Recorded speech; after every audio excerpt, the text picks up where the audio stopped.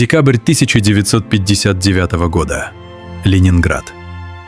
Тысячи людей пришли на набережную Невы посмотреть на чудо советской науки. Первый в мире атомный ледокол. Гордость Советского Союза. Но среди толпы шепотом передавали другое. Говорят, он светится по ночам. Говорят, экипаж — смертники. Они не знали, насколько были правы. Сегодня мы открываем файл 141. То, что Советский Союз выбросил в море и засекретил на 25 лет. Конец 50-х. Мир застыл в холодной войне. Советскому Союзу нужен мощный технологический прорыв, чтобы доказать превосходство. И они его создают. Атомный ледокол «Ленин» — первый в мире гражданский корабль с ядерным сердцем. Он мог колоть 3-метровые льды и месяцами не заходить в порты.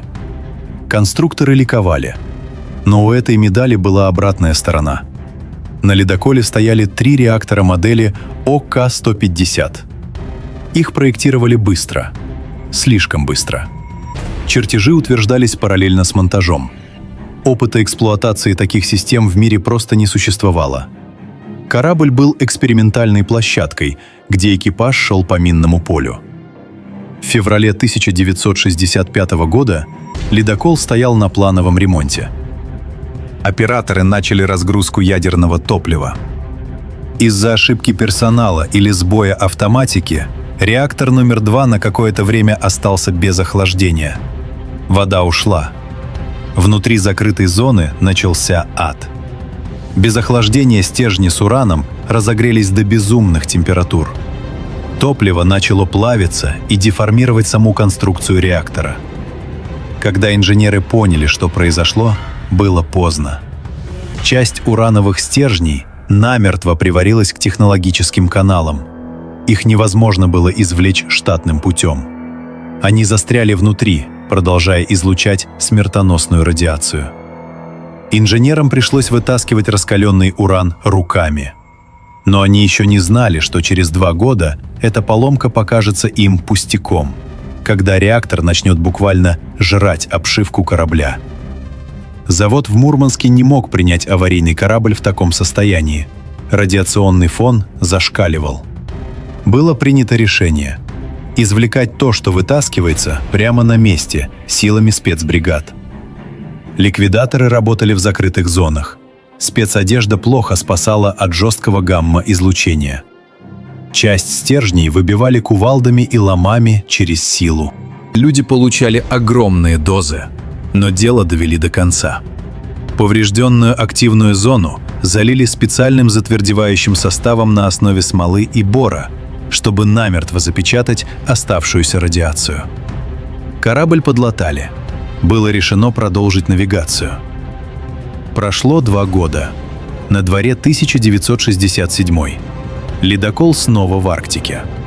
Внезапно датчики фиксируют падение давления в контуре охлаждения 3-го реактора. На этот раз дело было не в ошибке людей.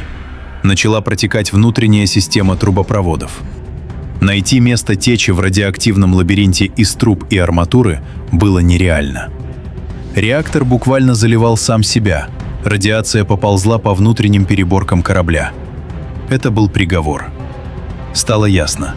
Первая модель советских судовых реакторов ОК-150 дефектна по своей сути. Если оставить все как есть, гордость флота превратится в плавучую грязную бомбу, которая заразит порты Севера. Чинить корабль было бесполезно. Списать и разрезать на металл невозможно из-за смертельного излучения. И тогда руководство страны решается на дикую, беспрецедентную операцию, детали которой засекретили под грифом «Особая важность». План был прост и одновременно безумен. Если нельзя очистить реакторный отсек от радиации, нужно избавиться от самого отсека. Прямо вместе с реакторами. Ледокол отбуксировали к архипелагу Новая Земля, туда, где Советский Союз проводил ядерные испытания. Местом финала выбрали глухой залив Цивольки.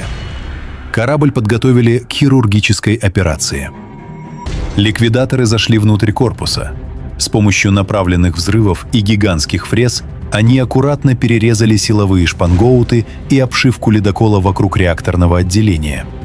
Фактически они сделали сквозной разрез посреди огромного судна.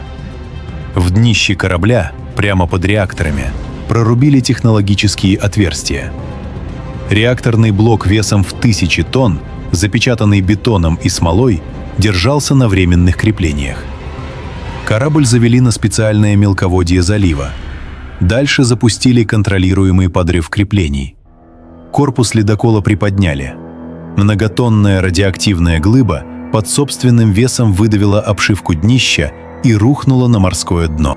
Чтобы блок гарантированно не всплыл и не разрушился от течений, военные подорвали рядом несколько зарядов, обрушив на радиоактивное сердце скальные породы берега.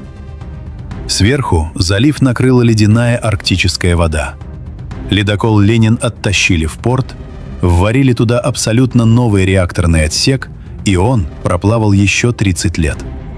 Сегодня это мирный музей в Мурманске, но его старое радиоактивное сердце до сих пор лежит на дне Арктики.